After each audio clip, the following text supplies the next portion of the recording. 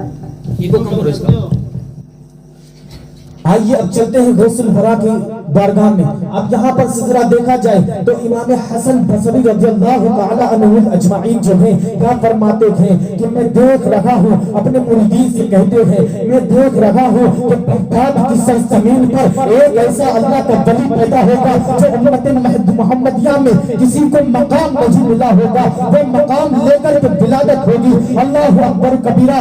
حسن بصری کی زبان سے یہ بات نکل لگی ہے، اور جو بات نکل لگی ہے اپنے بیٹے کو مسلح دیتے ہیں، اور مسلح دینے کے بعد میں کہتے ہیں شہزادے یہ مسلح لو، اور جو اس کے قابل تمہیں نظر آئے تم اس کو دے دینا، اور اس سے کہہ دینا کہ تمہیں جو پسند آئے، تمہیں جو سچا نظر آئے، تمہیں اس کے لائق نظر آئے وہ اس کو دے دے. پھر کہنا کہ اگر تم کو کوئی اس سے اچھا نظر آئے تو اسے دے دینا. تو شہزادے پوچھتے ہیں کہ اے ابا حضور یہ جا کر مسلح چلتے چلتے رکے گا کہاں پر؟ تو حسن بصری کہتے ہیں کہ مسلح بغداد کی سرزمین پہ جا کر جناب رسول اللہ صلی اللہ علیہ وسلم کی اولادوں میں، فاطمہ کی اولادوں میں جا کر کے حضرت عبدالقادر جیلانی غوث اعظم کی جہاں پر ٹھہر جائے گا. پوچھا کیوں؟ کہ ان کے پاس یہ کیوں ٹھہرے گا؟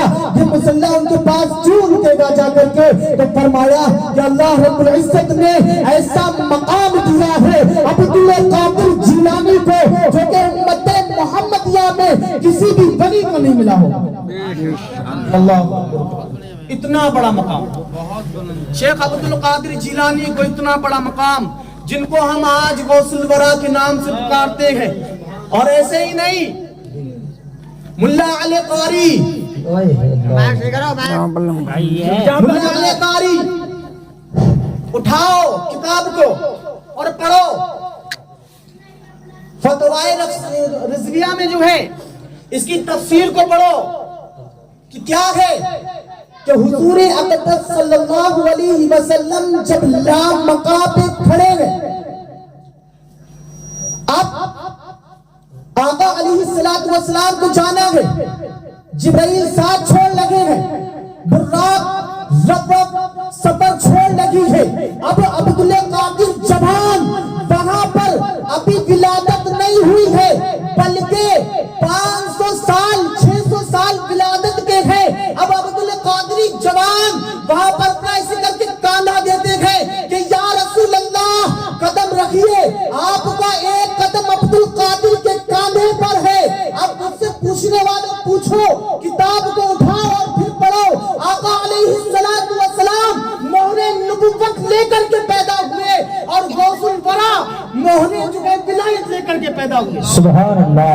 ولایت لے کر پیدا ہوئے. اور کیسی مہر ولایت تھی سنو. آپ آقا علیہ السلام نے روح وہاں پر موجود تھی شیخ عبدالقادر جیلانی غوث اعظم کی، اپنا کاندھا دیا اور کہا کہ یا رسول اللہ اس پر قدم رکھیے، اوپر جائیے. آپ قدم رکھتے ہیں، قدم رکھا اور اللہ مقام تک پہنچے. اب اللہ کہہ رہا ہے کہ محبوب اور قریب چلے آؤ، اور قریب چلے آؤ، کسی کو نہیں بلا رہا. اللہ کہہ رہا ہے محبوب اور قریب چلے آؤ، ادنو منی محبوب اور قریب چلے آؤ، اور قریب چلے آؤ. اب آقا علیہ السلام کا ایک پاؤں پہنچ چکا ہے. اب اللہ سے کہتے ہیں اگر نماز میں آج بولتے ہیں کہ نبی کا خیال آ جائے تو نماز ٹوٹ جائے گی. لامقام پہ جا کر نبی جن کے تصور میں گئے انہیں شیخ عبدالقادر جیلانی سبحان اللہ. تصور کر رہے ہیں کہ اے اللہ یہ شخص کون ہے، یہ جوان کون ہے جس نے مجھے یہاں پر کاندھا دیا ہے اپنا قدم رکھنے کے لیے، میرا قدم جس نے لیا ہے. فرمایا کہ اے محبوب یہ آپ کی ہی اولادوں میں سے ہے. تو اللہ رب العزت کے اس محبوب نے دعا کی تھی، جناب محمد رسول اللہ نے دعا کی تھی کہ اللہ اس نے آج میرا قدم اپنے کاندھے پر لیا، جب تک میری امت میں ولی پیدا ہوتے رہے، جب تک سارے ولیوں کے کاندھوں کے اوپر عبدالقادر کا قدم کر دیا. سبحان اللہ. کیا کہتے ہیں؟ سبحان اللہ. کس کی شان ہے؟ ये शान गौसुल वरा है। अब जरा ये सोचो, गौसे आजम कौन? गौसे आजम मुर्दे की कब्र को ठोकर मारे तो मुर्दा उठकर जिंदा खड़ा हो जाए, मुर्दा जिंदा खड़ा हो जाए।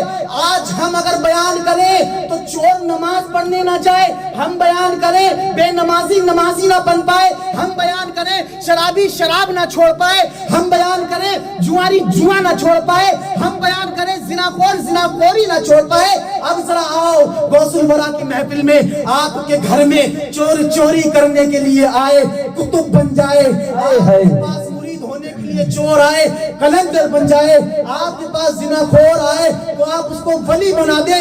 ये दरबार गौसे आजम का है। 4 साल लग वमन युज़लिल फलन तजिद लहू वलिय्यम मुर्शिदा। अगर अल्लाह उसे हिदायत ना देने पर आए तो कोई उसको हिदायत नहीं दे सकता।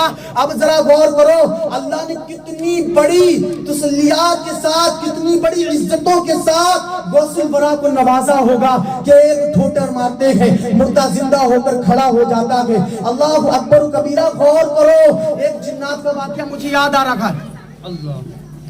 हुजूर गौसे आजम के एक मुरीद, मेरी एक एक बात को अपने ज़हन में बिठा लेना, अपने दिमाग को खोलना, और दिमाग को खोलने के बाद में दिल पे उतारना, दिल पे उतारने के बाद सोचना कि मुरीद क्या होता है।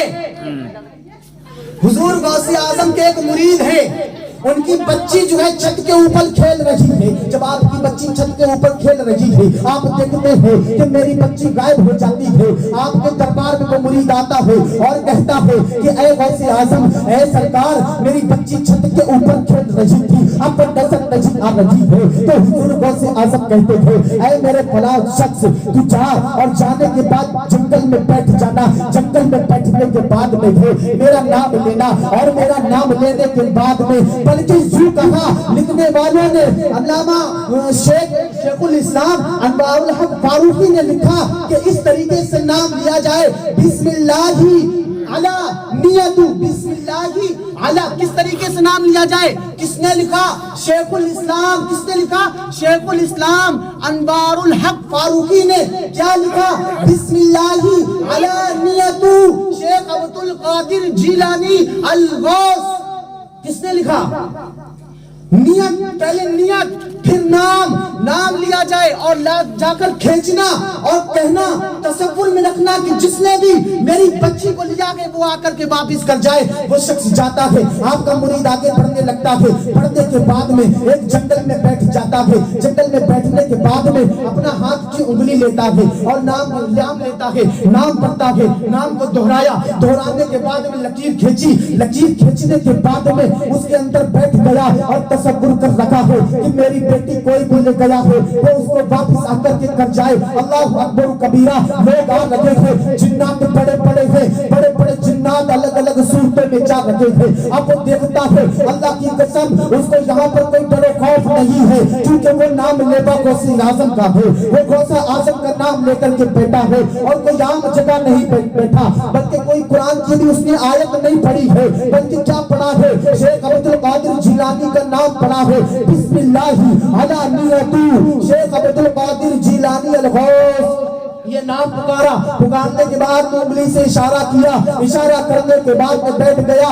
बड़े बड़े जिन्नात आए, निकल कर चले गए, कोई परेशानी नहीं थी। जब एक बादशाह जिन्नात आया और देखकर रुका कि ये लकीर तो गौसे आजम के नाम की है, नीचे उतरा। नीचे उतरने के बाद में उस लकीर को चूमा, चूमने के बाद में लकीर के बाहर बैठा और पूछने लगा, ऐ शख्स, तू कौन है, क्यों बैठा है, तूने गौसे आजम के नाम की लकीर को क्यों खींचा है? वो कहता है कि मेरी बेटी को गायब कर दिया है, किसी ने छत पर खेल रही थी, मुझे गौसे आजम ने भेजा है और कहा है फलाने जंगल में जाकर बैठ जाना। मैं यहाँ पर आ गया। वो जिन्नातों का बादशाह आवाज लगाता है कि जिसने भी इस गौसे आजम के गुलाम के मुरीद की बेटी को उठाया है वो आकर के वापस कर जाए, वरना उसका वो हश्र करूंगा, क़यामत तक नस्लें याद रखेंगी। उसमें से एक जिन्नात आता है और आकर बेटी को साथ में लेकर आता है और कहता है कि मुझे पता नहीं था कि गुलाम गौसे आजम है,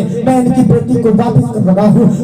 उस बादशाह ने कहा, जिन्नातों का बादशाह बादशाह बोला कि जाकर सबको बता देना जो जो गौसे आजम के नाम लेने वाले हैं उनको कभी तकलीफ ना पहुंचाना, उनके घर में कभी गंदा साया ना डालना।